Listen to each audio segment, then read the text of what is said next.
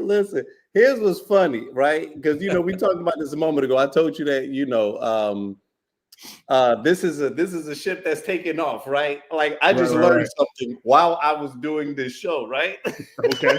So listen, they down for me playing it as long as our faces is in there. The moment that I like expanded the screen, nigga, like YouTube was like, nope.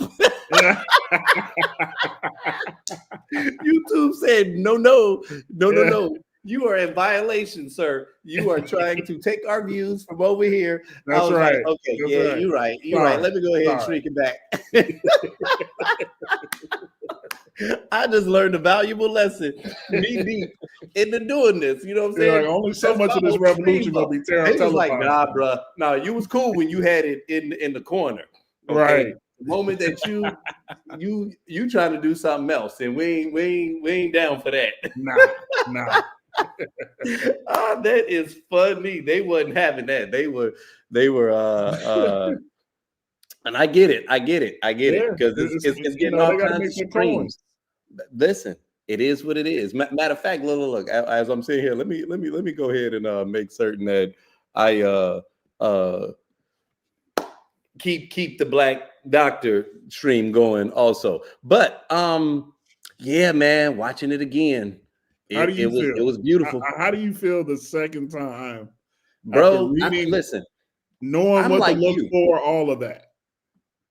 I'm like you. I'm going to have to watch it again. Like it's just like Casey was saying, like where it's almost like that. This Is America, where it's dope because it's dope songs, it's dope imagery, but just the understanding that there's a deeper like message behind it. You know what I'm saying? And not just sometimes what will happen, and it goes back to what you were talking about earlier when you were saying that in terms of talking about the emotions that people feel when they're watching music, right? Mm-hmm. And how music kind of taps into like not just your identity, but probably identity is the right word. Like you're identifying with the artist because something about him or her is speaking to you in your space, right? Absolutely. And it will cause you to defend that artist to the death, and it's a beautiful thing because of what music is. But then I think on another end, sometimes it can be dangerous, right? Because there are times where we may love the art, and as a result, we allow the art to make us give the artist a pass when the artist maybe doesn't deserve the pass, right? Like, hey, look, us coming from Chicago, R. Kelly, right? And I know you know this, like you bring up R. Kelly's name and it's almost like people are like, I don't care how many young girls, or young women he had urinating in buckets and all of the behaviors that we know are not acceptable, not only in our community, but in any community. But because he gave you Stepping in the Name of Love, and that was your wedding song, you are willing to overlook behavior that is completely abhorrent and just unacceptable, right? And so what I do and what I attempt to do is give people permission to still like the art. You know what I'm saying? Like, I ain't gonna never stop watching Cosby Show because Heathcliff Huxtable is different from Bill Cosby, right? So my son, as he grows up, we're watching the Cosby Show. I'm not gonna be like, no, you can't watch that because he was giving a bunch of women quaaludes. No, that's Heathcliff Huxtable. Now, when you get old enough, we can have a larger conversation about who he was and kind of the whole nine, but the content and what that meant to you can be different from the actual person itself. And the only reason that I'm trying to give people that space is because I want us to be able to evolve where we can call a spade, right? Where we can acknowledge that, yeah, maybe Drake gave us a bunch of hits that we like and he ran a couple of summers and we liked it, but he's been a bit of a fuckboy the past like 3, 4, 5 years, right? Like, and I don't know if y'all been paying attention, but the stuff that he's been saying about all of his exes, where he just went on this whole tour where it was like, let me tear down Black women. You know what I mean? Where it's like, oh, I'm gonna tear down the album was Serena. called For the Dogs or something like that. I mean, like What are we he doing? wasn't talking about his homies. He wasn't. Yeah. He wasn't, bro. And like the album cover has like different pregnant women all over it. Oh, no. That was Certified Lover Boy. Certified Lover Boy. I'm sorry. No, For My Dogs was the one where he had that like skeleton dog looking creature. Bro, that was one of the most depressing albums I've ever heard. And that's why I'm like, how are y'all still rocking with this dude? He's making music for like 20-year-old white boys that don't get no ass. Like, it's lame. It's not, this ain't the same Drake that had all of the chicks and was dealing with the haters or whatever. Like, this is a dude going through a midlife crisis in his mid-30s, and we're still exalting him because he gave us a couple of classic albums. It's like, you can still say that those is your joints, but then recognize that who he is today is he's fallen off. And this ain't hating. It's just accepting that I've grown, he has not. And so we are now much more separate than we used to be. And I get bothered by the fact that people can't do that. They do the same thing in politics. I get it. You like this man's television show that he used to have.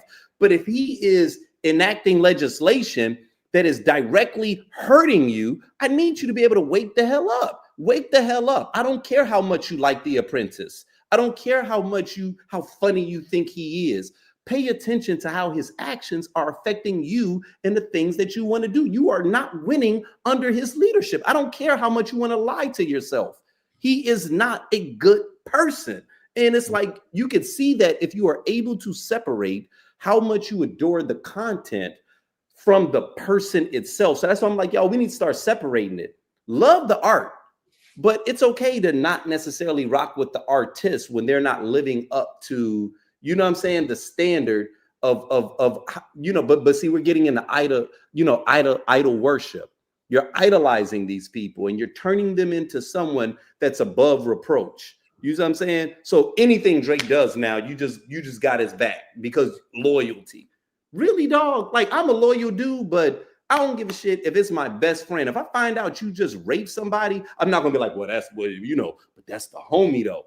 No, bro. Right. You know what I'm saying? That's like, absurd. nah, bro. Like, nah, we have a problem now. Because I can't. That's character, dog. That's character. That's my morality. But see, we want to get into this blood everything. And it's like, dog, but all you're doing is condoning very bad behavior. And not only is it bad because of just what that says about you and your character and your morality, but it's also foolish because if they can do that to anyone, what makes you think they're not going to do it to you? Because how you are with one person is how you are with everyone, regardless of whether or not you want to acknowledge it. You know what I'm saying? Like I tell you, people, there's a thread of commonality in how we operate. You don't walk fast, talk fast, eat fast, and drive slow. You see what I'm saying? If you're shitty in 8 areas of your life, you're not going to be great with me. You see what I'm saying? And it's like, we don't want to accept that sometimes when we are judging people that have done things that we once enjoyed. And that's the same way with Kanye, man. They get to this space where it don't matter what crazy thing this man says, everybody just gives this dude a pass. And it's like, come on, y'all. Like, I get it. He gave us Graduation, man. He gave us Late Registration. Like, go back and listen to them albums. But my man is posting and talking shit about black women. Like, how do we get behind that and still say that we are men of character? We are in a weird space right now, bro. Like, we are. I think, you've brought up a lot of phenomenal points, right? The first one is number one, the depravity of humanity is a real thing, right? We still, and especially as African American people, are suffering from what Dr. Joy DeGruy, spelled Gruy. So I'm probably pronouncing her last name wrong, but she calls it post-traumatic slavery syndrome. And what she's basically saying is that there's been an altering of our DNA that has literally led to why we are functioning beneath where we are in society. And we're making certain accommodations where we shouldn't be making accommodations. And the reality is this: if you look at what Q-Tip told us and Keep It Moving, fam literally said hip hop is a way of life. It doesn't tell you how to raise a child or treat a wife. So we were supposed to draw the line at some point and just say that this is just a way to be cool, to maybe spit some game every now and then to a lady that you like and to have a good time. But when it comes to those foundational things, our pioneers like Q-Tip knew that this would not tell you how to be a man or how to show up in society, right? And so I think it's our responsibility at this point in understanding what this was supposed to be about to kind of provide some context for the people that are coming behind us in this space to help redirect what this vehicle that does not ask your permission to get inside of your brain is doing. Like music is the one thing that doesn't ask permission and affect both sides of your brain uniquely. You can have powerful lyrics that speak a dichotomy of life or death inside of your life while having melodic beats that have you sucked into it, whether you asked or not. And so I thoroughly believe at this point in history is that you need a Kendrick Lamar and you can and you need a Drake every now and then as well. But at certain moments in time, we cannot be lulled to sleep. And this is one of those ones where that's all I'm asking people to do is that when you get a moment of sobriety and the trauma is not wanting to be medicated, last thing I'll say, and I'm going to pause, is that I believe every human being has three parts of themselves. You have a sufferer, a strayer, and a self-righteous person. The self-righteous person speaks in the language of should, saying, I should have known by better than this. You should know me better than now. The strayer says that I don't want to do anything right because it's suffering. It's in the sufferer feeling the ills of the world and just wanting to literally just go off and do something unrighteous. And our responsibility is literally in our brains to modulate the EQ on which one of those three voices is literally speaking the loudest. And so it's my sufferer dictating my actions, my strayer dictating our actions, or my self-righteous person dictating my actions. And I think a lot of time in hip hop culture is that we've used this so much to help us from our suffering inside of ourselves that we will literally just live there and let the music be like morphine and a hot toddy made in the backwoods of Southern Arkansas somewhere. Shout out to Arkansas. But you know what I'm saying? Like it will literally just medicate us to sleep where we're numb to what we really should be showing up to. And all I'm saying is that in this moment, people are going to literally have to go pull this book off the shelf and they're going to have to dive in. Everybody wasn't aware. And everyone wasn't alert. Everybody wasn't in tune. And then this will be my last closing. I'll say that I was having a text message with a pastor that mentored me when I was in Memphis, Dr. Spencer. And I said, this reminds me of the movie I Think I Love My Wife, where Chris Rock was with Kerry Washington's character on the train. And she was like, she tried to listen to what he was listening to. And she said, oh, you got some nigga ears. And he was like, what do you mean I got nigga ears? It's like you haven't branched out of just listening to this type of music where now your senses are dull. And then she put in another track and then like the world around him, he could see people vibing in a way that he had never seen them vibe before. And I think that like we've used music as a medicating to our trauma for so long that like if someone does something remotely different than just give us something to twerk and shake and sip to and vibe to, we are disturbed on a level that I don't think is healthy anymore.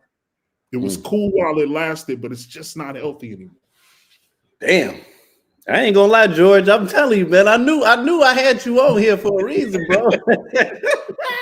Yo, I was sitting here just like, yo, this is the kind of conversation that I wanted to have, like, as it relates to the gravity, right? Yeah. The sheer gravity of that performance. And it's such a unique space that we kind of find ourselves in because of the fact that I can understand that there are times where people just want to kick it. That people want, like you said, like music can be an escape at times. And it can be medication, right? It soothes us. And I'm one of those people. Like I I'm so into music. Like I was just sharing earlier how there was a point where that was actively what I was pursuing. You know, I Mhm. wouldn't be doing any of this right now if it wasn't for music. Like music was my entryway into production, like into Yeah, using the software and all of that stuff because of a passion of creating songs I'm and the the same way with structure of DJing. beats. Right. I'm You the know what I same way mean? with DJing. Yeah, So we both know like music is it's so core to us that it's not just something that makes us feel good or influenced us. We've participated in the creative process of it. You know what I mean? Like I got a Spotify playlist right now that's got several thousand songs on it that I've been curating for over 13 years. You know what I'm saying? And if I wow. ever just want to feel good, I literally call it great vibrations. And it's all Mm, over the place, but I know this is a vibe that I like. It may be all that's over right. the place, but I say that to say that music is so core to my being that I understand how it can influence. You know what I'm saying? So just to put a And, pin there for a second, that's mhm. why I mentioned both Dr. Joy's study and Okay. then the BPMs in music, Mm, the relationship between the impact of BPMs on DNA okay. and vibrating to the core of who we are, so that now we are literally able to control outcomes, Mm, or we can literally, it can be like a thermostat. Music can be a thermostat right. for us, Right. to literally say, all right, if I want to get myself up and ready for the day, I'm gonna put on this track because Hmm. those BPMs are going to resonate with my DNA on a Mm, sonic level and cause this outcome. mm. And That's that's the real. relationship between all of that. And what's crazy is like even when I work out, right? Like there are certain tracks that which by the way, I ain't been to the gym in at least like a month and a half. So I'm sloppy with it. But you know, being in there, you know, I lock in. And to your point, when I'm doing cardio, it's house music, right? Mhm. Because I need that tempo, I need that energy, and it's got to be a certain kind of house music, right? But when I hit them weights, it is hip hop. And I ain't gonna lie, I'm selling drugs and I'm doing some things. You know what I'm saying? Like, Cocaine's like, Dr. Seuss now. like I got Meek Mill on. You know what I mean? Like and listen, it's to the point where if I'm on like one of the last sets of like a particular machine, I can't even hit the weight until a certain part comes up that I know is go time for me. You see what I'm Yeah. saying? Like it is so intertwined in my being that I'm very much aware of it. So that's why even what you were saying earlier as it relates to like how some people, you know, as it relates to the battle and people kind of picking sides, you know. I think I do get it overall. I think I probably was discounting why certain people aligned with Drake. And I think it's just because we old school on the level, right? And what I mean by that, not to date us, but meaning that we came up in a time where we watched 50 Cent destroy Ja Rule because he was calling out the fact that what you are pushing out is not who you actually are. So we came from a place where authenticity was kind of a part of the core of hip hop. You know what I'm saying? That's right. Like you couldn't be what's that dude with the colorful hair? Takashi 6ix9ine, No. where everybody knows you're a rat and you're fake, but you're just a troll and you scream over beats and you talk about all this killing you've done, but really that's not you. And people are like, oh, he's fake. All right, well, whatever. Like, and they just don't care. Like, we came from a space where we cared. We Yeah. cared because we attached the music to a real thing. And the moment that it was exposed that what you were representing wasn't really who you were, there was repudiation collectively. But now we're in a space where people can know you're fake. People can know you're fake and they don't care. And No, that that's true. is that like sometimes I get into interactions and shit when I foolishly give myself time from a political space. And you know, like I tell people, you can vote for who you want to vote for. But my thing is like take ownership of it. Like don't buy into the narrative because if you try to turn this dude into Superman, and I say, you you do know he had a fake university, right? Like, just that alone should be disqualifying. You know what I'm saying?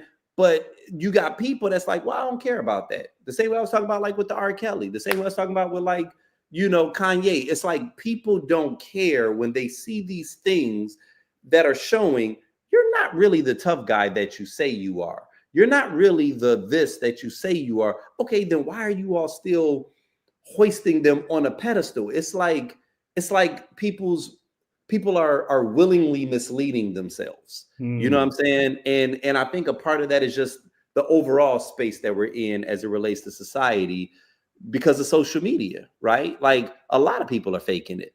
A lot of people are lying. A lot of people are projecting images of themselves. You know, I think about in this is something that is still a bit of a sensitive topic because it's just like it caught everybody off guard. But that brother Twitch that ended up killing himself, right? Even Boss Twitch. Right. And you know, as happy as he was on the Twitch Ellen Boss. show. I'm sorry. Stephen Twitch Boss is his name. Right. And he they were showing videos and TikToks that he had just made like 24, 48 hours before he took his life, right?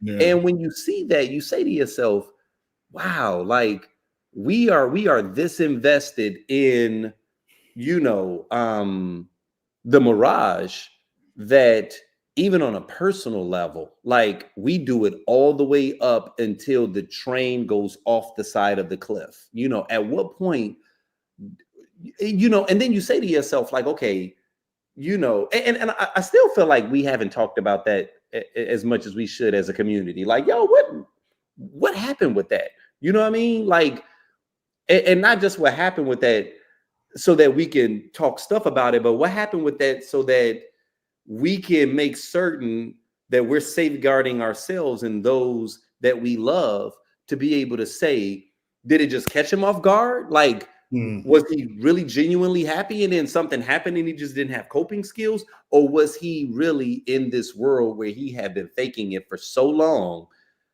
that he just got to a point where it was insurmountable and he just could not be fake anymore, right? Like, I don't think we get the space, man. Man. It even surprised his wife, bro. And that to me is like, that's frightening that your own wife did not know that you were going through a deep thing that had you to the space of taking your own life. There wasn't no conversations that you had. No, because we don't get this. I've been married for it'll be 19 years in April, right? Okay, congratulations on that, brother. Thank you, fam. Appreciate it. And like, when you are in a position where you are expected to show up and be something for a subset of people that have they need something from you, they pull emotional, mental, spiritual energy from you and don't even ask. Like, they're just in your presence pulling safety. Like, when this guy's in the room, I feel safe. Right. They're emotionally pulling safety from you. And so you don't always feel like you have the bandwidth to pour there and pour into yourself to be enough of what Jason Wilson calls a comprehensive man. Like, you don't have enough comprehensive man in you to emotionally check in and say, I'm not well. I feel less than. When I turned 45 in December of last year, I literally told my wife, I finally feel like I am worthy. I have existed for 45 years on this planet. I've got multiple degrees. I've got accomplishments all out the yin yang. And I just now am getting to internal worthy. Like, but see, like, just to be able to feel safe enough to say that to her. Right. Took a lot of all the things that you just mentioned that we grew up under of, of stop. That's, and please, I hope I don't offend anybody in the LGBTQIA plus community when I say this, but we grew up in the 90s where bad was gay. It was like, so if you were emoting emotions, it was said stop being gay, which was like stop being human. That, like, we literally had put those two words together looking back with 2020 hindsight. And how traumatizing is that to not allow a person to do that? And the thing, Isaac, we've been told this since we were little boys when they told us don't cry. You know, so like now I got to show up and I got to watch them. You expect me to have the bandwidth to pick up on what Kendrick Lamar is telling me when I've been told since I was a little boy to shut down emotion from the rip. Right. I've been told from my impetus on this planet that I should not show up with authenticity. I should. And so like, I think that there's a measure of depravity of humanity. There's a measure of grace that we all need because we all are trying to figure this out. But most importantly, if you've been given an opportunity to be in the Hollywood mirage, you get to choose whether or not you do the shadow work. Okay. And it's very clear that Kung Fu Kitty does his shadow work. Right. The brother does his shadow. I like how you pulled it back. The brother does his shadow work, man. Anytime you can one moment be saying, I deserve it all, then the next moment you asking, I wonder what Lecrae would do. Would he pray or would he give the dudes the fist? And then the next minute, what tells you deserve the greatest of all time, mother? And it, like to be that comprehensive of a human, to be on all that. Now, I'm not taking anything away from it. I just flip the switch, flip. I'm not taking anything away from that because that in the right context, that has its place. Yeah. But you know, it just depends on where you are as a human and what's going to speak to you in that moment. And you know what? And so that's interesting, right? Okay, so just because I'm curious, you said that when you turn 45 in December what? 3rd. Okay, so I'm talking to a Sag. Okay, all right. You know what I mean? So you know, I'm into astrology, so I also know. So you know, Kendrick is a Gemini, right? Yeah. And Geminis represent duality, and you know, Geminis are the one sign until probably the past couple of years where I really was able to step outside of myself and accept them. I've always understood them a little bit, but I evolved to accept them because Gemini was one of the one signs that I just did not vibe with. And it wasn't that I didn't vibe with them. It was that I thought they were phony. Right. And it's because like most people, as we're going through life and experiences are happening, we are pulling in this information so that it can kind of bake in and it turns us into the person that we are. We become a holistic person. Geminis exist in a world of duality. So even when you see like the sign, it's like the happy face, sad face. They are the sign of extremes. So they are hot or cold, right? They are happy or sad. They're seldom neutral.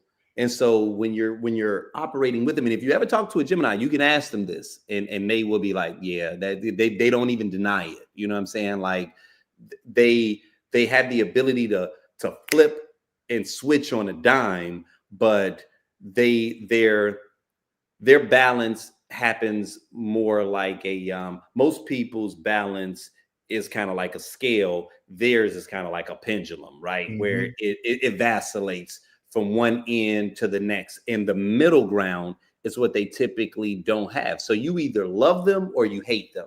And when you think about them, and I think that's why the majority of the artists that we see that are the most prolific are Geminis. It's because in order to get people to feel an emotion, sometimes you can't be in the middle because that's neutral, and neutral is never sexy, right? It's love or hate. Love or hate drives traction more, right? So that's Donald Trump. He's a Gemini, right? That's Andre 3000. He's a Gemini. That's Biggie.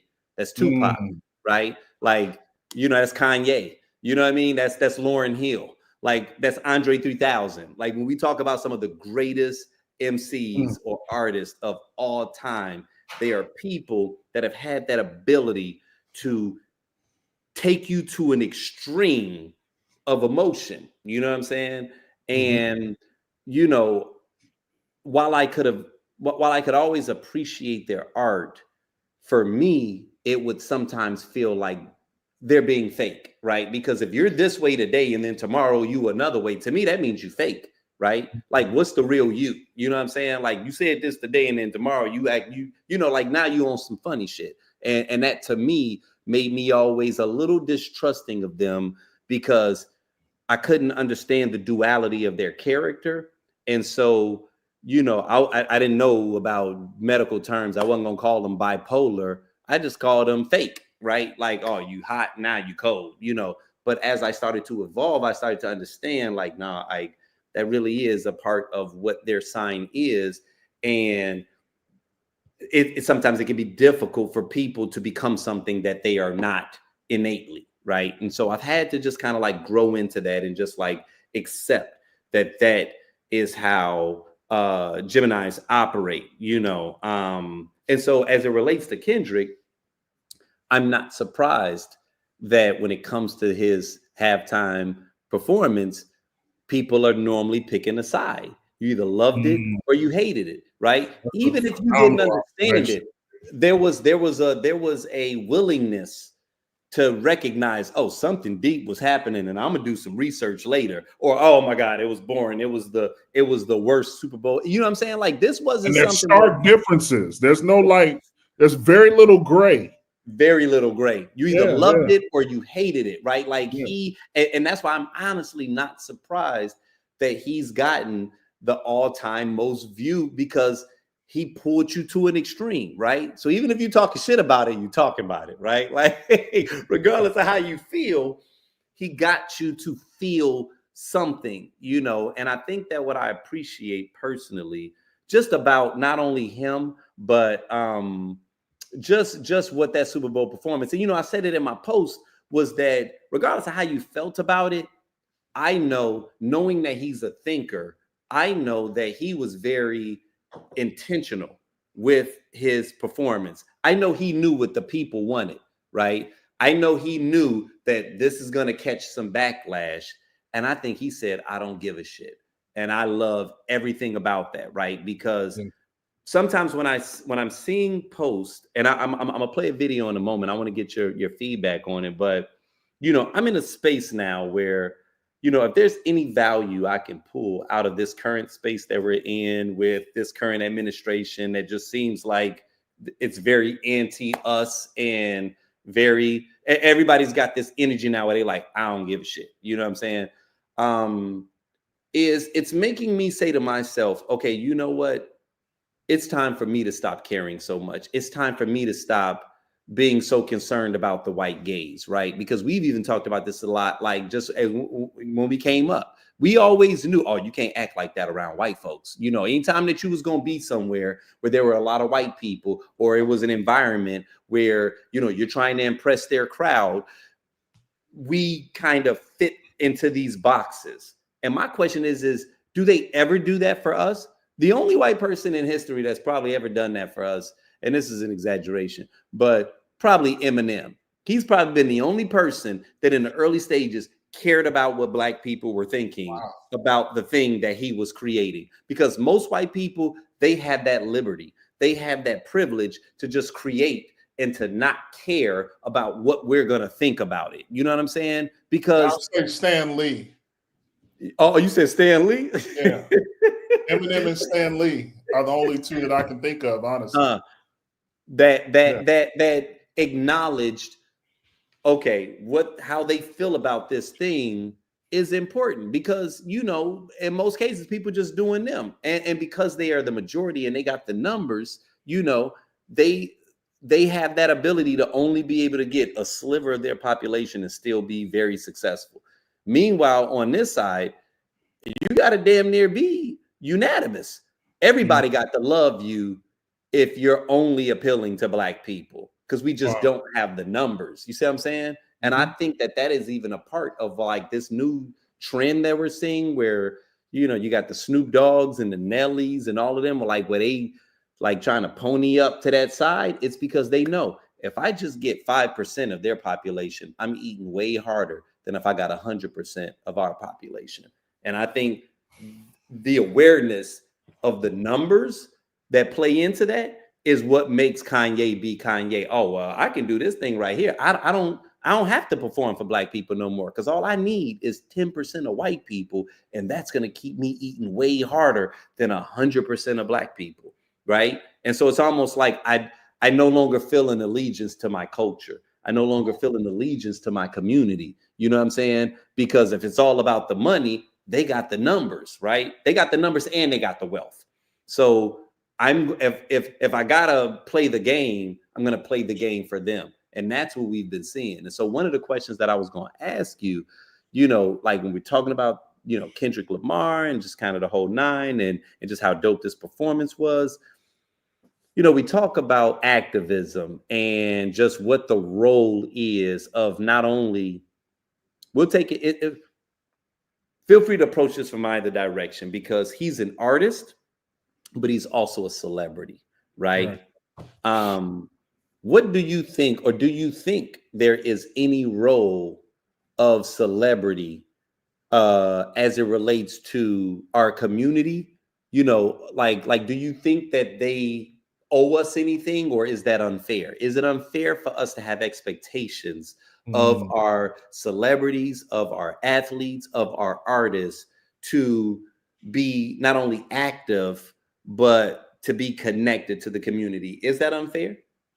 So what I hear you asking is like, should we hold them to a higher level of accountability or any accountability because they've been given a platform that we don't have? Right. And they silently represent us out there.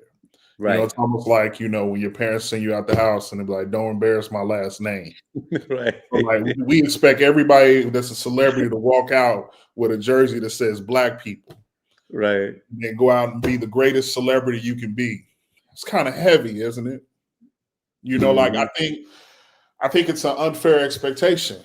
I say that jokingly, but let's just think about what I just said. We expect a celebrity to walk out and be a human with a jersey that says black people, African American, and then go out and be something other than human, more like a thing. I think we're not giving them enough humanity when we put that much pressure on them. Now, I won't say they are devoid of responsibility, because there is a responsibility and awareness that comes with knowing that you have a platform and knowing that people are looking out to you. Like I get to serve as a director of philanthropy for the ACLU of Tennessee here, right? A lot of decisions that I make have nothing to do with me as director. It's more to do with those associates and people who may be considered on other tiers from me that I have to make decisions on, independent on how I feel. I don't expect someone who is an artist to have the bandwidth to be that tapped in early in their career. Now, when you get to Nelly and Snoop's level, I do. Because you've been in this thing now for 20, 30 years. Okay. And you understand, you can literally say, like Ice Spice, I wouldn't expect her to show up. You know what I'm saying? But like not Ice Spice. You got to stray, yo. My bad, yo. You should have said Sexy Red, not Ice Spice. Ice Spice, man. My bad. She's with the Swifties now too, so that was dangerous. Right. That's funny. That's funny. But no, I'm just saying youth, not right, talent, just youth. 20, 30, we don't really expect you to be that aware. But when you get to 40 and 50 and you're at halftime in life, and now we're looking at you to be a griot and teach us something and point us in a direction. Say bold things like Hove did that, so hopefully you don't have to go through that. Like that's what we expect from you. And so now I don't think that they're doing that right now. I think that because even locker rooms, Isaac, are not even teams anymore. If they're saying that inside of most collegiate and NBA locker rooms, whereas in the back in the 90s, guys would be playing cards, smoking cigars, playing dominoes. Now everybody's got the Mega Beats Max on, the Apple Maxes on their phones. And so like celebrity does not have a sense of community. Mm. And if the place where you reside does not have a sense of community, and you're isolated in this area, then you will at some point lose value in what real community means. Mm-hmm. And so I have a little bit of expectation for someone who is a celebrity. I'm grateful when they do. Okay. I'm grateful when they do, but I don't think it's their job. So to add to that, then, like if a celebrity chooses to stay silent on social issues, should that be respected, or do you find that as a signal of complicity?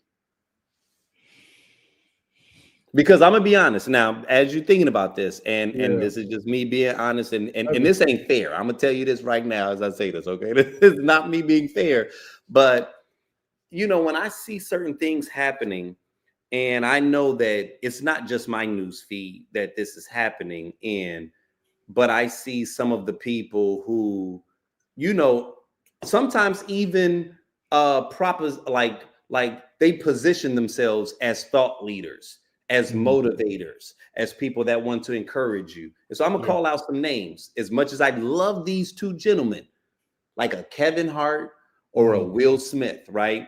They will give you TED Talks all day long and have all kinds of deep stuff and everything. But when it comes to anything political, then all of a sudden they are hands off. Then all of a sudden they are trying to walk this fine line down the middle because they don't want to get political. And my thing is this, right? I understand the impetus to want to do that, but at the same time, I also know that you are protecting the bag. Now, who am I? I'm not here to say like, yo, you should ruin your money and the whole nine, but I'm also like, if you have a much bigger bullhorn than anyone else, right? Like Instagram, between Will Smith, The Rock, and Kevin Hart, just those three people could touch everybody in America if they ever got upset with something enough to be vocal about it, right? But those are the people that when we're talking about white America, when we're talking about, really influencing minds and things of that nature, those, like, white America is not following, Angela Rye. They're not following, Joy, names just on mine, NBC, MSNBC. Joy Reid. Yes. Right. Thank you. You know what I'm saying? They're not following Ta-Nehisi Coates. You know what I'm saying? Like, they're following our comedians, our entertainers, our biggest music artists, right? And so I feel like when those Black people are silent on very important issues that affect the community, it on some level gives a pass to white people to feel like, well, no, everything is fine, right? Because if Will Smith is still making Matrix videos and he seems to be having a good time, and Kevin Hart is promoting his tour or whatever, right? Like, these are the people that they identify with in the Black community. And if they're not saying anything, then it must not be an issue, right? Because they're not following the me's, they're not following the you's, right? So when we speak up, it seems like we're fear mongering, or it seems like we're, complaining or whatever. We should get over it. We should get over it because it appears that they've gotten over it. But the reality of it is, and I don't know this because I don't know them, but I'm pretty certain that if I had closed door conversations with them, I'd probably understand that they are a little disgusted with some of this stuff as well, right? But when you're not speaking on it, then those individuals whose minds we are attempting to influence, they're thinking that shit is sweet, right? Like, oh, well, no, see, yeah, those are just those woke people or whatever. But what happens when your heroes start to say something? What happens when, and I think that's one of the reasons why I love LeBron so much, right? Because he does put his neck on the line at times to speak on things, but everybody else is trying to walk this comfortable line and not share anything. And it's like, I get it, especially if your activism is being used in other ways. And so I also want to acknowledge that everybody's not the vocal person.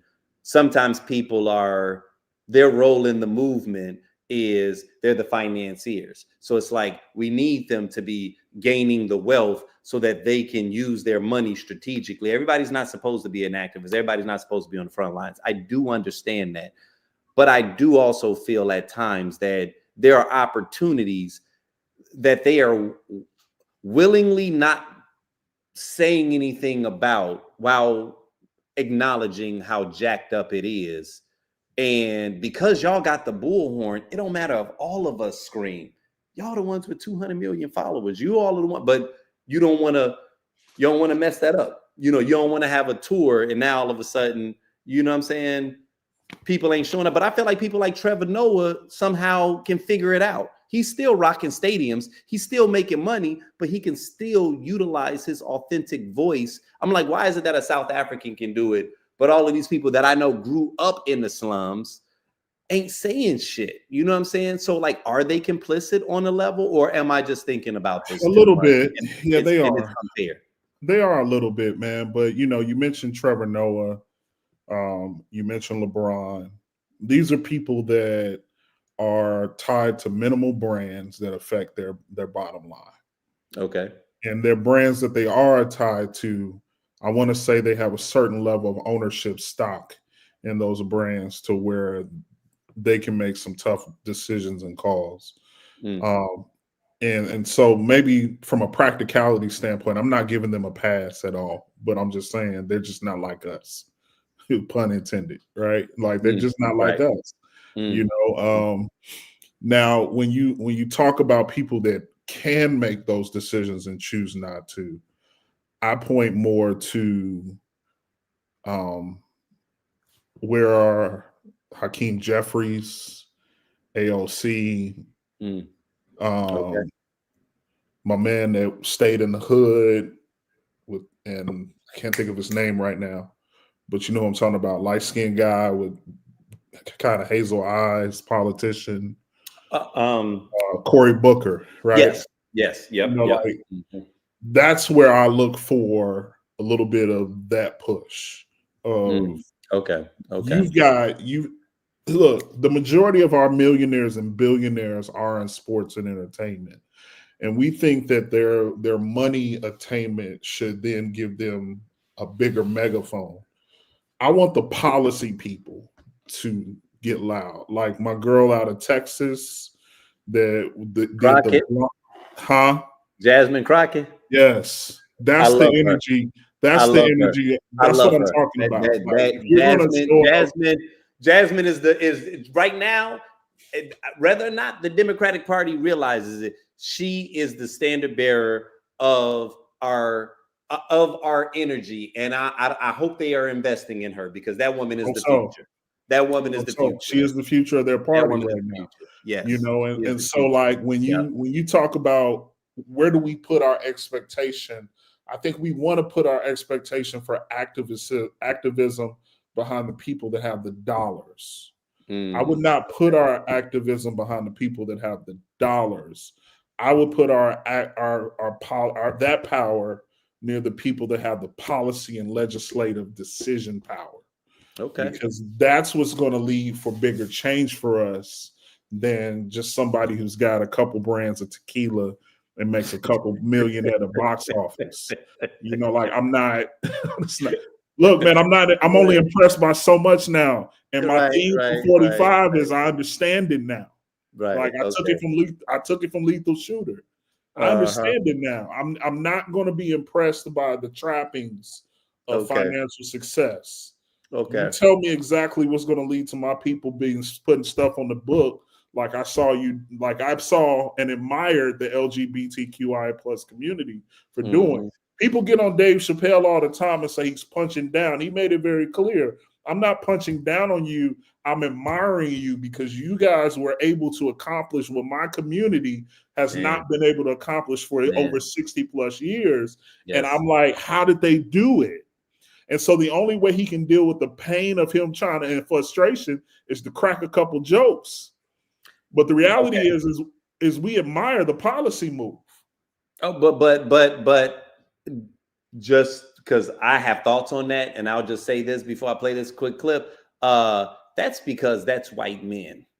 Let's be honest. White men like to take on various forms, but it's still white privilege at the end of the day, because LGBTQIA is not breaking down barriers because of Black gay people. Not it's at all. Because white Not men that are gay, white men that want to transition into being a woman, it don't matter. It don't matter what form you take. If it's a white man, I see where you're going with that. If you originated as a white man, you have that entitlement coded in your DNA, and anything that you want to be, you can be. So it's not, we can't even put that on that whole LGBTQIA, because, you know, when you look at how Black people are treated in that space, way different than how white people are treated in that space, right? There's a different level of consequences that's met when someone does something to a white person that's a part of that community versus a Black person. You know what I mean? So like that's really what it is. And sometimes we don't want to say that,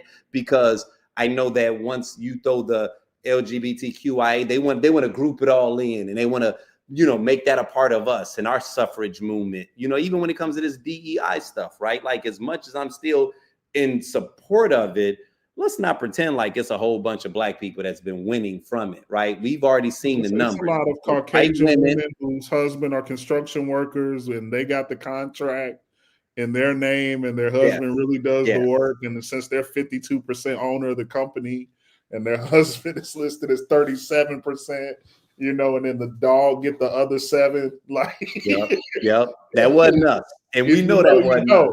And we know, and the only reason that we pushing back is because I don't like y'all throwing that out there and trying to make it seem like, as a result of DEI and hiring all these Black people, that's why planes is falling out of the sky. Nigga, it ain't been one pilot that's been Black that's had anything to do with any of these planes that's falling out of the sky. Call it what it is. It's y'all. It's y'all. Stop. You know, but they good at the smoke screen, though. You know what I mean? And that's why I just be we like, can never run for president after this podcast. That's it, man. Like, you said what? Our presidential run, it just ended like about 20 seconds ago. No. I'm gonna be Jasmine Crockett's VP. There you go. All right, Ben. I'm waiting for her cabinet there. I'm gonna be her VP / anger translator. I'm gonna be like them on PNP, like this the whole time. To the side. And every time she says something, because you know she already lit, but I need to be the one to let them know. And I beat your ass. Like, yo, yes, sir. And that's funny that you brought her up, because when I see her energy, I know she gets it. And to your point, when we're talking about the Hakeem Jeffries, and like, everybody's still being so docile right now. And I'm like, y'all, if y'all are not paying attention to anything else, if we can take anything positive from the Trump years, granted, you aren't a Trump supporter. If you're not a Trump supporter and you want to take something positive from these years, it is that we no longer need to question whether or not we are worthy, capable, qualified. All of that bullshit that we grew up with, thinking that, oh, you got to be this type of way, or oh, you can't do that, oh, you can't cuss, oh, you can't do this. You know what I'm saying? Like, we've been telling ourselves this for decades, for centuries. And now we watched the guy let it all hang out. He was the worst candidate that anybody should have wanted to say, yeah, give me the guy that openly said he was grabbing pussies, right? Like, the moment that they did that, I was like, oh, okay. Oh, okay, so that was just lip service. Y'all really don't care. Now, they may still want to use that as an excuse. Oh, well, he's not doing anything appropriate.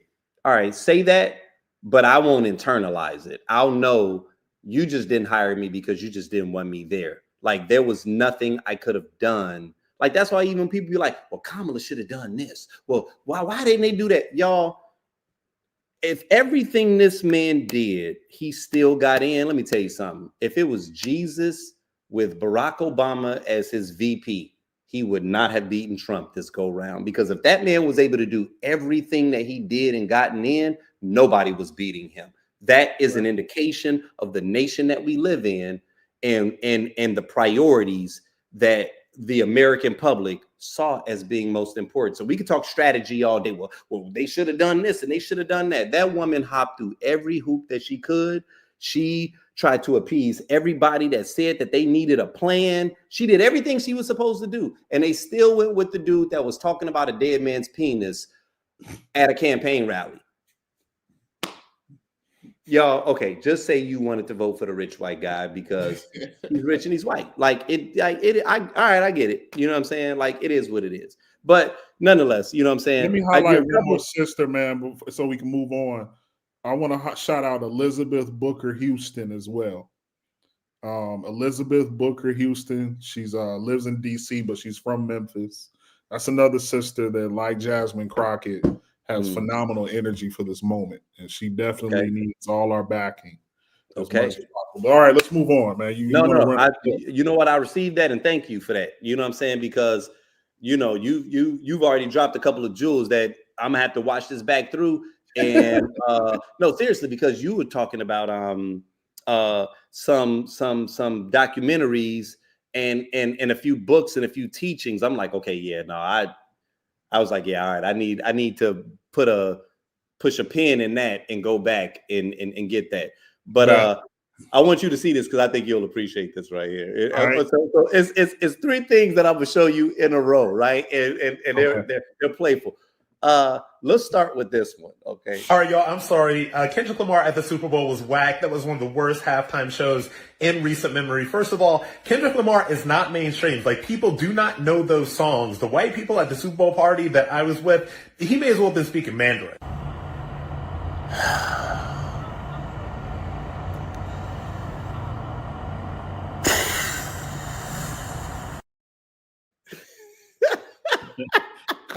I love always count on Kevin Fredericks, man. I love Kev, man. Because when I first saw the clip, I was like, who is this Negro on my news feed?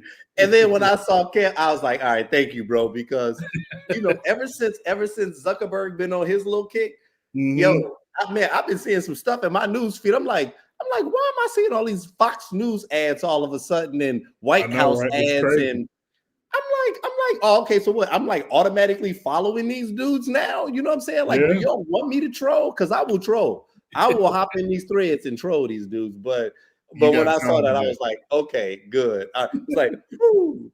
But beat this though right here. I think you'll appreciate this. Bro, just listen to the lyrics in this unreleased song that Kendrick did at the halftime show last night. Just listen to the lyrics. I'm carrying heavier hearts right now. I could power lift with Olympians too. I'm carrying varying darts right now. I desert this bitch like tiramisu. We go body for body. I hand you a body. I'm probably a better masseuse. Really don't bother nobody, but they run it by me if I gotta clear out the room. You would not get the picture if I had to sit you for hours in front of the Louvre. Would not have a soul even if I had told you to stand next to Johnny and Q. Thought he was nothing but government cheese, but now I could seize the government too. Remember the food stamp color was tan and brown, but now the 100 is blue. Remember I said I'm the greatest back when you debated the number 1 and number 2. Topic was always hilarious to me. You carry him to me. I brought out the broom. You think that's mid? I don't ever want to talk. I don't ever want to talk music to me. Don't hit me about no music conversations. I don't want to talk to you no more.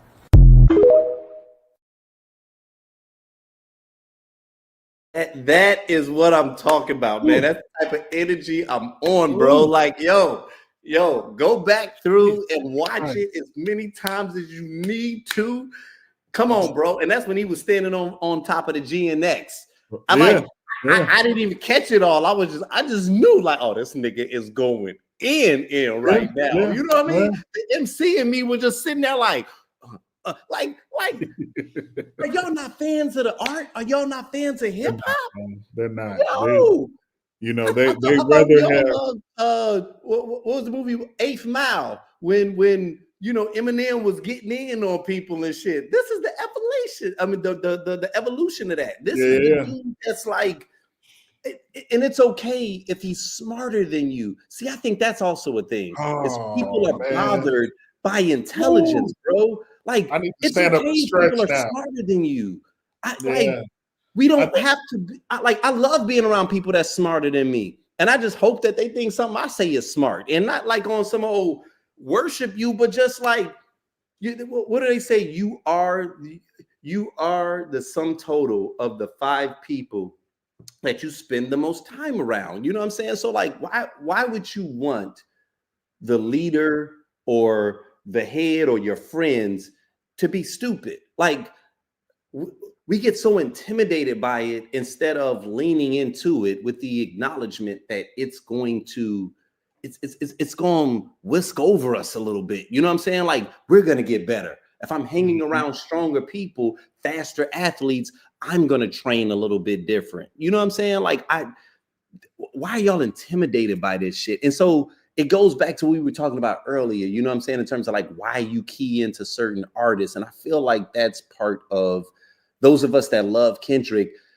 It's not that we just super deep. It's because we, like you pointed out earlier, we want to learn. We want to be stimulated intellectually. Like, why are you all so comfortable with being continuously lulled into sleep? Like, rock with somebody that's forcing you to go to a higher platform. Even if you don't get it now, you will get it. Have confidence in yourself that you can get it. But if you immediately hear it and you're stiff arming it and you're having disdain for it, this dude is penning this shit. We ain't even heard this song. That was new. Man, just think about it, dude. Like CeeLo told us, man, you don't want to hear the truth. So I'm gonna lie to you, make it sound fly to you. Like, you know, like we literally have been like literally living these lyrics that we grew up on, and they were so timeless that we're quoting them here in the middle of a random podcast moment. You know what I'm saying? Like it's because of the trauma, and the reason that term and that word rang big time for me as I was thinking through like what we could talk about and what was my real thoughts about it and why there was such a divide. I think number one is your point of him and his nature of being the Gemini MC, having that gift to pull from both sides and create either black or white, smiles or laughs, or smiles or frowns rather. But then there's also, you know, the people who only showed up for the smiles. Like we want that Kendrick. We want, you know, I'm pretty sure everybody started jumping when DNA came on. You know, when Humble was on, they were rocking with them. Right. When Man at the Garden came on and he's snapping with the dudes with the grills, it's like, oh man, this ain't it, you know. And so like I don't think they were ready mentally for, and I don't think any of us were ready for it. Right. But I think that, you know, we all exist in a mentality of awareness, and all of us choose to either have been at one point in our life living under our trauma blanket, and some of us visit from time to time.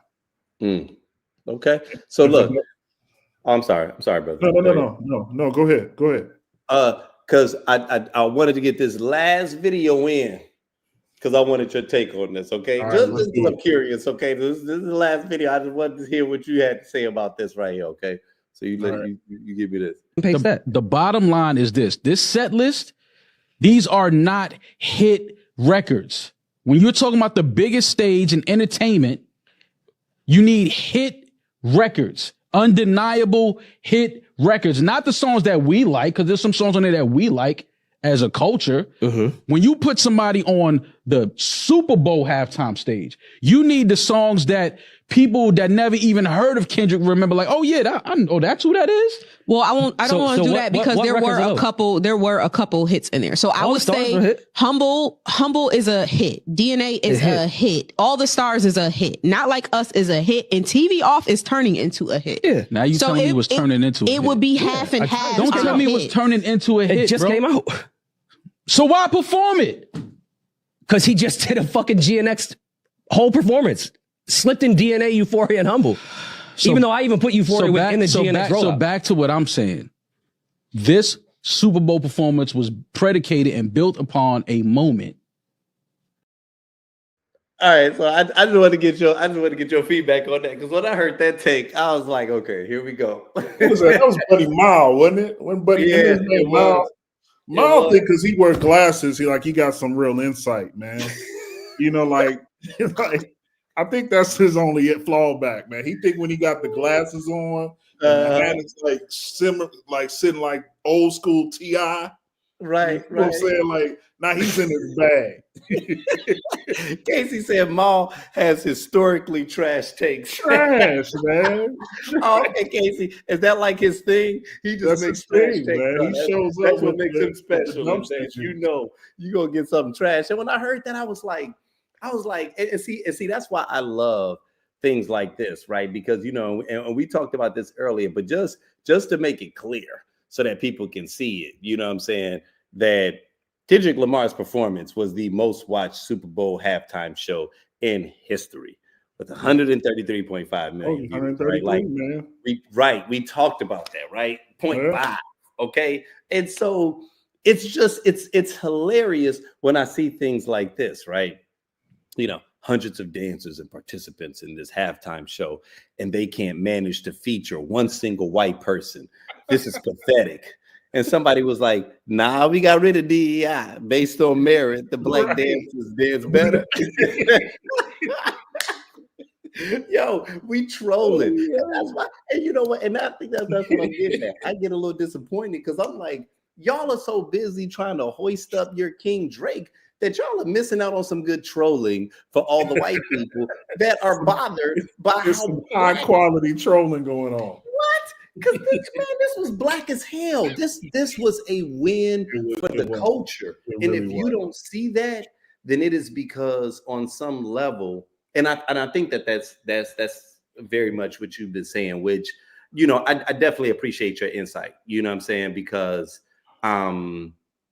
you know, and that's why it's important to have conversation and to communicate with other intelligent, like people that I consider to be thought leaders, right? Because you have introduced some alternative frames of thought, right? That I completely agree with, that I just had not considered, you know what I'm saying? As it relates to the dichotomy between Drake and Kendrick, because we know that that's where it began, but there was a point where this clearly became bigger than that, you know what I'm saying? And it felt like everybody missed that train, you know what I'm saying? Like from the moment that it was announced that he was going to be the Super Bowl, and I get it, maybe it was twisting the knife if you were a Drake fan, and you know he's the Super Bowl, because from that point it was like, okay, well now I just want to see a black person do a great job. Real talk, if Drake were decided to do it at some point forward, I'm not going to want to see him fail. You know what I'm saying? Like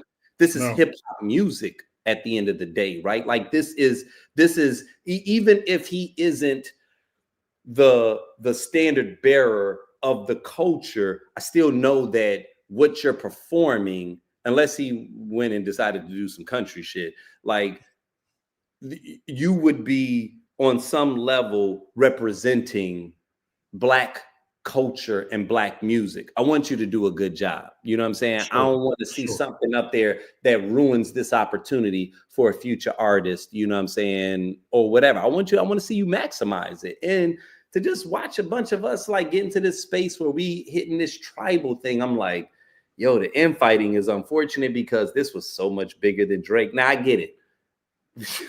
It was the cherry on top of a beef that is literally the greatest beef of all time, right? Like, hands down. And I know it's tough.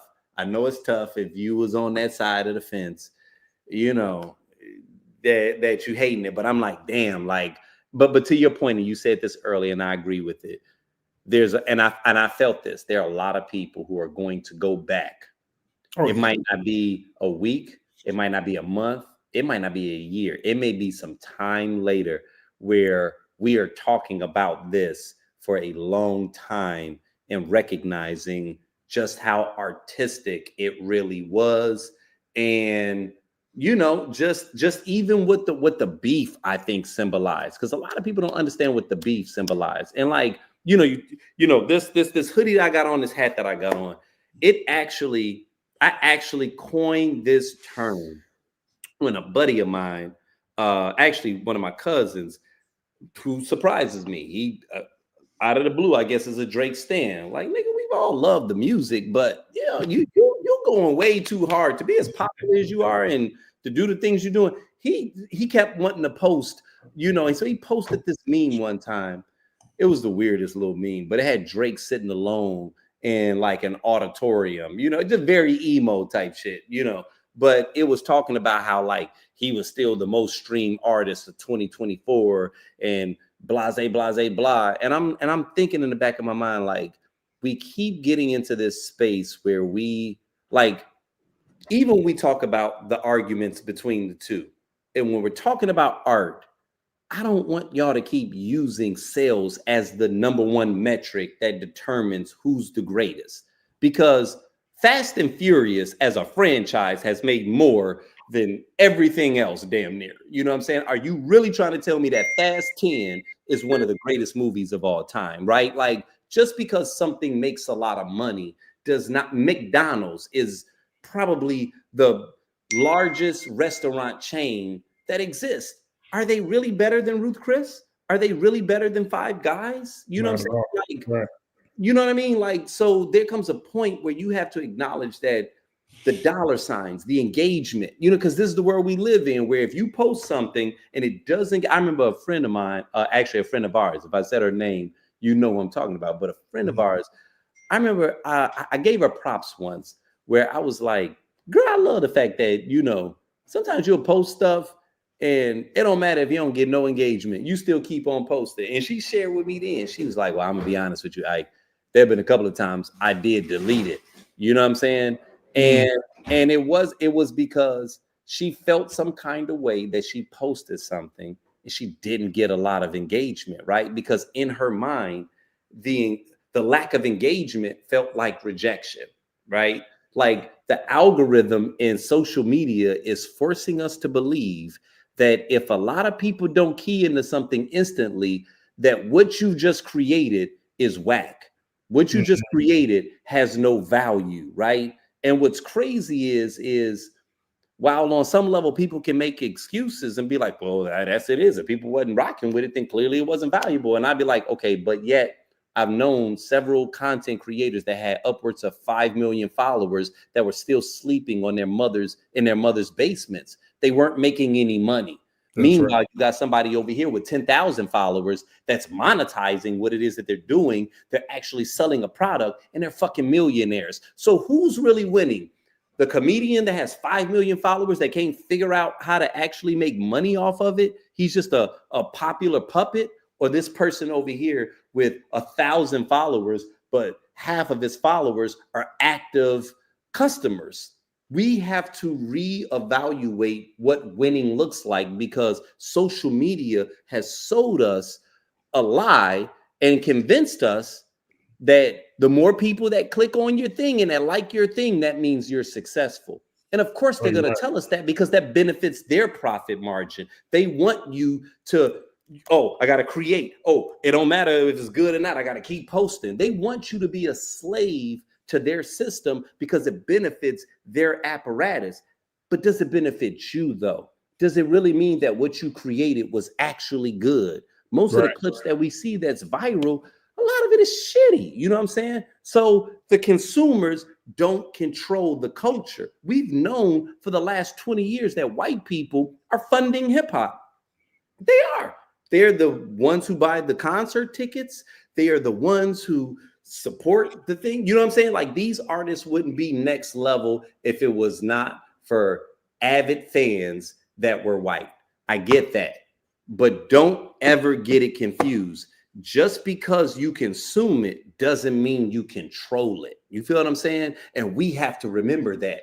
We got to remember that. So I don't care how many streams that Drake has, right? Because if the majority of his fans are teenage white people that want to use the N-word, I can't look at him and be like, oh, well, this is where hip hop is. Because if we're not careful, we lose the culture the same way that we lost rock and roll, the same way that we lost jazz, the same way that we lost every art form that we've created. Because once they come in and they start making more money than us, then we just pass it on. But they don't control the culture. So it's like, that to me, that to me is a part of what Kendrick represents, right? And that to me is what his Super Bowl show was. Is I know a lot of y'all gonna hate this. I don't care. His last album, GNX, I liked it when I first heard it, but I knew, oh, this is some LA shit. This is some, if you born in LA, you like this first, right? And so I had to, there was a couple of songs I love, and there's a couple of songs I was like, all right, this one gonna grow on me. But I love the fact that he didn't give a shit about creating an album that everybody was gonna love. He gave you a regional hit that he knew his hood was gonna love, and it was like, and I'm a force y'all to love it. And that's what hip hop used to be before everything turned into the internet, where we was just on some old, we all in the same, you know, pot. It used to be where Chicago had a sound, Miami had a sound, LA had a sound, New York had a sound, but now everybody's trying to sound the same. You know what I'm saying? And it's like, y'all, if we're not careful, the culture dies because you're not creating from somewhere that's pure. You're not digging deep. You're allowing the consumers to control you. Oh, well, oh, y'all didn't like that. Oh, the algorithm didn't like that. Well, maybe you like this song. And then the moment that they like that, okay, well, I'm gonna just keep making this, as opposed to figuring out what's the shit that you like. Give me something that's real from you, that's real from your soul. You know what I'm saying? And I feel like he's waving that flag right now. He is literally carrying the torch for every artist, for every creative, for anybody that is trying to do something that is going to go against the norm. And whether or not people want to accept that, you ain't have to like the Super Bowl halftime show. You need to support it though. You need to respect it. You need to respect that a kid from Compton stood on business and literally just set records. You know what I'm saying? My man just set a record. Dead ass, man. So yo, that's where we at. That's where we at. But brother, listen, man.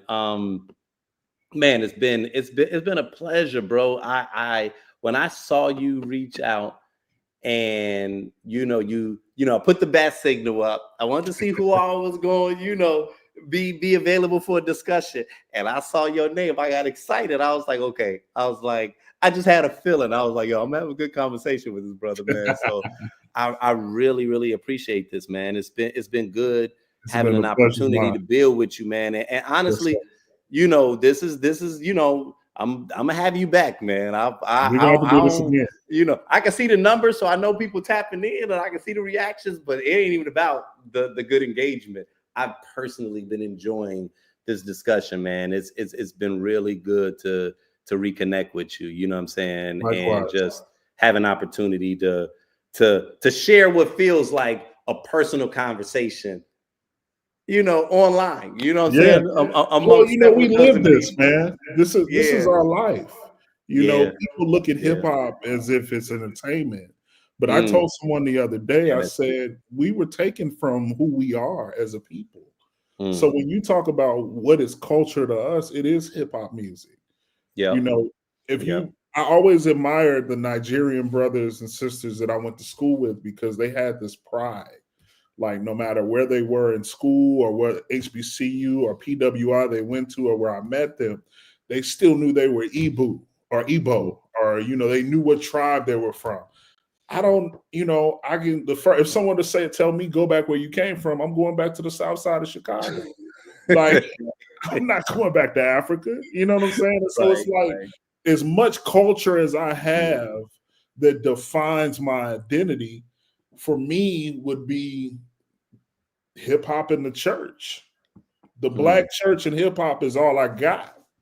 And if you want to challenge either one of those, man, I got 2 tears and no bucket for you. I'm gonna fight to the death over both of those, because they literally like craft the identity of who I am. And so I shudder to think that we let this be too monetized to the point where we don't acknowledge when a person has bared their soul the way we will realize that Mr. Duckworth has. Like I'm literally, if I had the authority, I'd give him an honorary doctorate degree, because his content will be studied Yep. in universities for, he already had the not the Mark Twain, but the Pulitzer, I believe. Yeah, the Pulitzer. Yep. He already has a Pulitzer. You know what I'm saying? Like, Pac had to leave us to get some of the notoriety that he's getting. And a lot of other people had to transcend and leave the industry. He is at the top of his game. Yeah. And I told people this when they were like, well, why Lil Wayne ain't get I said, how many Grammys does Lil Wayne have? And not only that, have you seen him lately? We ain't gonna get into all that, because I have a real close personal relationship with Nola because I went to Xavier in New Orleans, so I'm not gonna touch Nola. I got you. I'll back away. I was real grateful you didn't bring that up. So I was like, let me not touch Nola, man. That's the second home for my wife and I. We met there. I respect it. I respect it. But what I'm trying to say is that, context wise, Isaac, man, we've been able to have a dialogue, not just about an event, but we are literally talking about something that shaped us as men. That's why I always end up going back to that Q-tip line from Keep It Moving. Hip hop, a way of life. It doesn't tell you how to raise a child or treat a wife. Like it's a way of being that we learn from this culture. Yeah. And that we will articulate, defend, battle, good, bad, hate, love. That's why Diddy hurts so much. Yeah. If it was a random dude that was making bread, making music, we'd just be like, man, another one bites the dust. But because we're so invested in this culture in this manner, it is what it is. And so I have a lot of gratitude for spaces like this. And I'm grateful that you let me come on your platform. And nah, man, it's been my pleasure, bro. We literally said an hour, man. I don't know where we at now. Man, we a little over 2. So listen, what I'm gonna do. I'm about to close out. Listen, I'm about to close out, but this is what I'm gonna ask of you. And I know this is weird. But I just got to do it now because I didn't do it earlier. Leave like even if you walk away, leave your phone connected for a moment because it's gonna keep feeding the video to the system, right? Okay. And the reason I'm telling you this is because I told you how YouTube was like, oh no, you're in violation when I went full screen. I'm going to re-upload this video. And I want to make certain that I'm getting the clear version of you because I've loved this conversation. And so I want to make certain that I have the best version of it. So you'll be able to see it. It'll let you know that it's uploading your recording. Well, I'm on my MacBook right now. Are you so okay? Okay. You'll see it. Okay, you'll see it. If you click on recording, it'll let you know what percentage it is. So I'm just saying, don't completely disconnect until it fully uploads because I'm reposting this to YouTube. I'm gonna just cut out that little part when I went full screen. And they was like, oh no. I don't like that. I don't like what it is that you're trying to do. Because we getting these views over here. I had to laugh. The moment I saw it, it went blank. I was like, they kick people off. Straight up, man. But George, brother, man, dog, it was a pleasure, man. I can't wait to do it again, man. I'm excited. Yeah, dog, it was, man. So, thank you, brother. And until the next time. Yes, sir. Cool. Peace. So people, listen, as y'all see, I call myself the Warren Buffett of relationships. And I don't care how much I say that. I say that because I share the same birthday as Warren Buffett. And we also got some other astrological influences. But it's funny because from the moment that I started saying that, I really had to pay attention to how blessed I am. And how wealthy I am in my circle, right? Like this brother right here, George, right? Like, I don't know how long you've been tapped into the conversation that we've been having, but just to give you some insight, George and I may not have had a interaction conversation since our 20-year high school reunion, which was maybe 4 or 5 years ago, right? We'll interact on Facebook, like through posts and stuff like that. And so we're aware of one another peripherally, but we spoke then, we've connected. But in terms of like us, like really being able to vibe out, we don't really get to do it real often. And for me to be able to have that kind of conversation with him is such a blessing, right? Because one, that's letting me know I need to be more tapped in with him, and I need to be closer, because I always knew the brother was intelligent and that he was deep, but he and I have never really had an opportunity to have this kind of conversation at this age. And so this was a gift to me. And it was so much that he said that was valuable to me. And I'm not just saying that because he was on the show, but there was times I was like, oh shit, like I had to go full screen, because I'm like, oh, I'm gonna turn that into a reel. Like that's gonna help somebody. Like that is like poignant, you know. And so when I put the bat signal up and said, anybody that wants to talk about this, and he answered it, I got excited because I knew we could have a conversation that was deeper than the surface. And I had some other people that were also interested, but wires got crossed.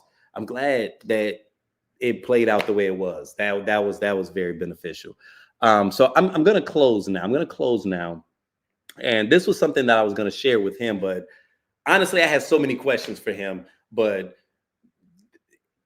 that was one of those good conversations where it was just self-powering. So there was a lot that I wasn't able to get to, and I'm not going to force it now, but there is something that I do want to touch on, because I do think it is important. And I do think that this gentleman said something that was poignant. So I'll kind of use this as the closing, right? So I told y'all that I've been investing in Threads lately. I not even intentionally, you know, I kind of peripherally was just kind of like tapping into Threads, but my Threads feed, for whatever reason, is hella woke. It is, and I love it. I'm seeing everything right now. They're not trying to outrage me. They are giving me exactly, without even me following anyone. Threads knows what I like, and I'm seeing the 92% and the 78%. And it's just making me feel good. Just seeing other Black and brown people who I guess share a similar spirit. But this was a white brother. Okay. So we're going to call this segment White and Woke. And this was what a white gentleman had to say about the Kendrick Lamar performance, right? And I've been seeing quite a few people that feel this way, but I was like, okay, this was one that I thought was rather poignant. So just bear with me. It's not going to be cinematic. I'm going to read it as I post it. And then, you know, I'll just give my insights briefly afterwards. But this gentleman said, halftime. I'm old. I'm white. My knowledge of hip hop ends around the time Bushwick Bill got shot in the face. So we know this dude is real. My understanding of Kendrick Lamar is minimal, but I do recognize important art when I see it, even if I don't always understand its every nuance. And yesterday, that was important. I can see where someone wanting to be simply entertained by bombast might be left wanting. There was no beer swiggling swagger. There was no bellicose chest thumping. It was difficult to understand some of the lyrics, but then can you make out every screech of Brian Johnson over Angus Young's Marshall stacks? Don't get me wrong. I'm a huge AC/DC fan and would love to shotgun a brew during halftime while they sing about drinking and screwing. But last night wasn't about that, because it isn't time for that right now. It had been easy to go the Rage Against the Machine route and protest. Fuck you. I won't do what you tell me. Such in your face and on the nose obviousness causes visceral responses in both those you are singing for and those you are singing about. While I can appreciate the catharsis of such rawness and rage, last night was something far deeper. Like what Hendrix did at Woodstock with the Star Spangled Banner. Kendrick did last night at the Super Bowl. There were layers of meaning beneath the surface. I won't go into it here because I'm ill-equipped to do so, but there are several voices who do understand those multiple layers. If you want to learn to understand, search them out. There were no crude sexual hijinks on Kendrick's stage. There was little, if any, profanity. There was no boasting of intoxicants. There was simply a brilliant mind with an immensely creative way of expressing itself. From the moment Uncle Sam, Uncle Tom began narrating, I knew we were in for something very, very different. And seeing the multitude of visceral responses today, I could not have been more correct. Love it or hate it, you have to respect the man who created it. And see, that to me is what the fuck an ally looks like. You don't have to get it. You don't have to get it, right? How many times do we not understand something? How many times have you watched a Marvel movie and then after the fact you see some YouTube video that talks about all the things that you missed, all the little Easter eggs? Ooh, you love the things that you didn't get at the time, right? Most people know that the hook in the song is one of the most important things. I've always called it the hierarchy of a hit. It's the beat first, it's the hook second, because that's what catches you. And then the lyrics generally catch you later on down the lines. There have been times where I have damn near known all the words to a song, and I've never actually paid attention to what they were really saying. Where you think about after the fact, you're like, oh snap, I never even paid attention to the fact that they were actually talking about so and so and so and so and so, right? You normally love that. We came from a space where we normally appreciated that. So this visceral response, this ambivalence, this, oh, it was the most boring, whatever. No, it wasn't. You were just resisting what you know was something significant, right? And that's okay. Just like my brother George just said, right? Like we all approached it differently, but it's something that we will watch again and again over history. The fact that he set a record and it is the most watched thing since the moon landing, and as George pointed out, possibly even more than that, because they really didn't have an accurate way of being able to measure how many people watched the moon landing. That kind of says something. So what I need y'all to do is to stop hating. I need y'all to stop hating for a moment and just respect that something impressive and something amazing just occurred. You have to acknowledge it, even if it doesn't fully resonate on a level, right? Everybody keeps wanting to downplay Kendrick like he's some broke guy. Do y'all know his net worth? This man is worth close to $150 million. So for those of y'all who think that like, oh, he rapping for broke people, Kendrick is richer than you and everyone you know. Stop fucking playing with this man. He is worth $150 million. His last tour was one of the top grossing tours of all time, not hip hop tours of all time, right? So you can play the numbers game with him and Drake, but you're acting like Drake is way up here and Kendrick is out here rapping for broke people. The man has a Pulitzer, right? Put some respect on his name, right? And I'm not here just trying to wave the flag, but I'm here saying we got to get to this space where we stop disrespecting people just because they don't 100% fit into our neat little box.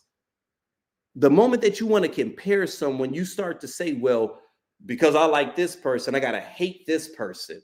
And I told y'all in the beginning, I actually like both artists. I hate the fact that anytime we talk about basketball, and we talk about LeBron, we got to totally disrespect LeBron because you think Jordan is better. LeBron is trash. Y'all, come on. I get it. It's hyperbole, but if you say it enough times, you start to believe the shit. If you say a lie enough times, you will believe it. So if you say LeBron is trash enough times, you will ignore the fact that he has scored more points than anybody in NBA history. He's broken more records than anybody in NBA history. Now, personally, I do have Jordan a step above him, right? For other reasons. But when I share that, I share it with the ultimate respect of what LeBron has accomplished and who he is, not only on the court, but definitely off the court, right? Because he is an amazing human being. Why do we have to get to this point where because I support something, everything else that's not that thing is shitty, right? We get into this tribal space and it's just, I'm trying to think of the word. It's intellectually dishonest. And again, if you say it enough times, then all you're doing is deluding yourself from a reality that may be facing you right in the face, right? Like, we got to get better with this as a society because we are becoming so sensational that the things that we need, we're almost stiff-arming. The things, when someone wants to give you some insight on something, because you're already sold that I love this guy, I love his content, he can do no wrong. Someone is trying to give you insight. Okay, listen, you can like his entertainment, but he's doing some things right now that's going to give you a lot of pain. That's going to hurt a lot of people that you love. It's going to change your way of life, and you are almost unwilling or unable to even see it. And unfortunately, they say hindsight is 20/20, and pain is the best teacher. So we're going to see how this all plays out, right? What I'm telling you, this ain't even a political discussion. I'm just sharing this because I'm noticing that this is a bit of a trend that we're getting into. And just as human beings, man, as adults, it serves us no value. It has no purpose for us to not acknowledge that something special occurred.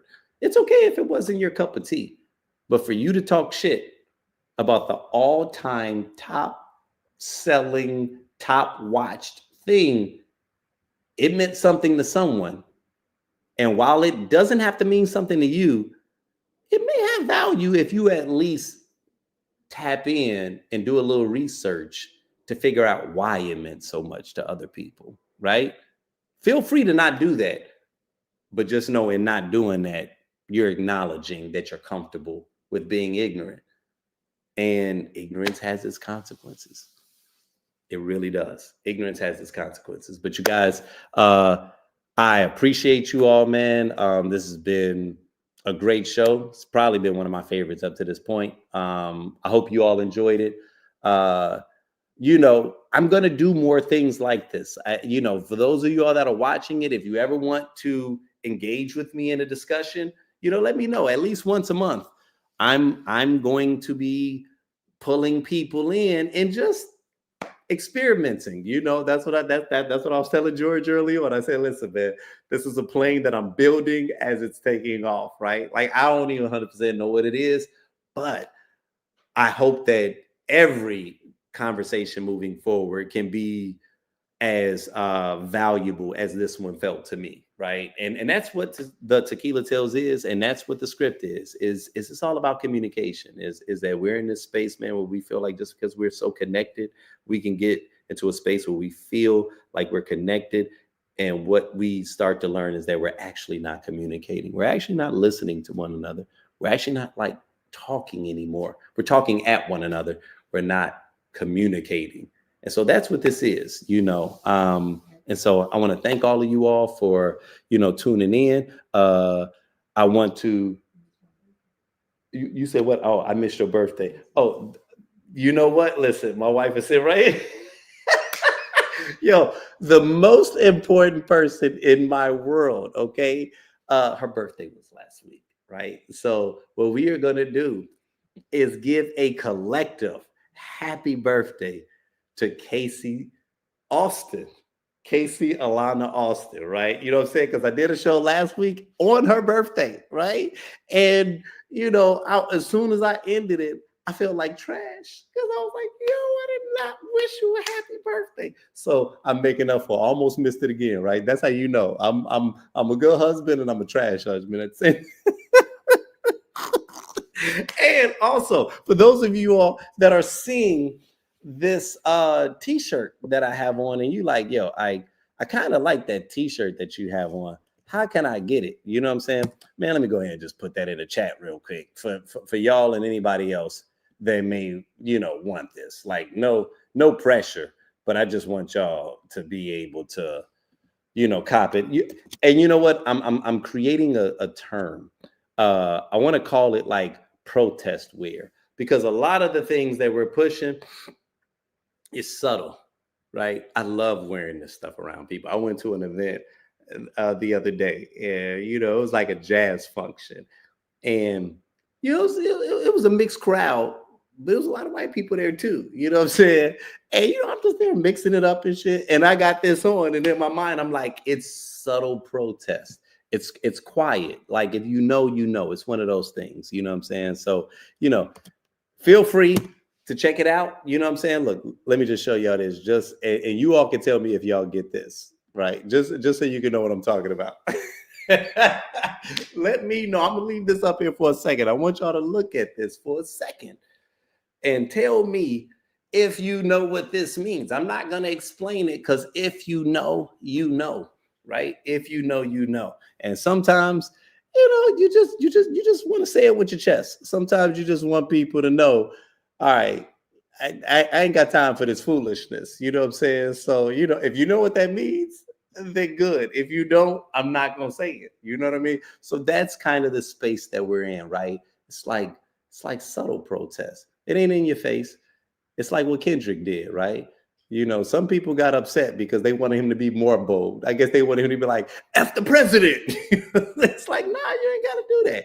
You ain't gotta do that. Sometimes that overt stuff can be a little over the top, man, and it can cause more issues, right? When you think about us back in the day, man, like back when we were really under duress, we had to know how to communicate with one another.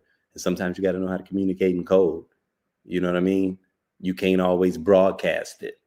You can even put it out there. You can amplify it, but you can't give people the answer key. You know what I'm saying? Sometimes it's literally, if you know, and it's one of those things where we look at one another. Y'all know that thing we do in our culture where we in a environment and we look at one another across the room and something crazy happening, and you lock eyes with that person across the room, and y'all getting you like, you know what I'm saying? Like, we all been there. We've all been there where we just that quiet acknowledgement of one another when we are in sync, and so that's what this is. But y'all, I love you. I appreciate, your engagement in the whole nine. And like I said, man, any suggestions, any special guests, if you ever want to be featured, let me know. And, we'll make it happen. But until the next time.